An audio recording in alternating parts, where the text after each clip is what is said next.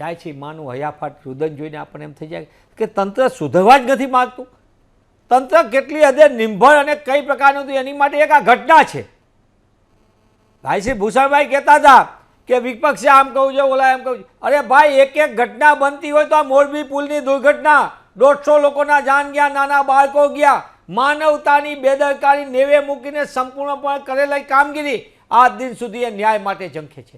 આપણે હરણી બોટ કાંડની અંદર જોયું છે કઈ પ્રકારની, કઈ રીતે નિર્દોષ બાળકો આનંદ કરવા માટે ગયા હતા અને એ બાળકોની કઈ રીતે ગુમાવ્યા એ પરિવાર. આજ દિન સુધી એની સાથે કોઈ પૂછવા તૈયાર નથી અને ન્યાય માટે ઝંખી રહ્યા છે.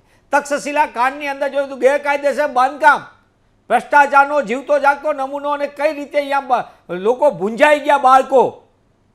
કોણ જવાબદાર? આ તંત્રની એટલા માટે કહું, રાજકોટ ટીઆરપી ગેમ ઝોન શું હાલત થઈ, કઈ રીતે નિર્દોષ આજ દિન સુધી કેટલા મોત થયા એની સાચી વિગત નથી આવતી, કેટલા લોકો ભૂંજાઈ ગયા અહીંયા.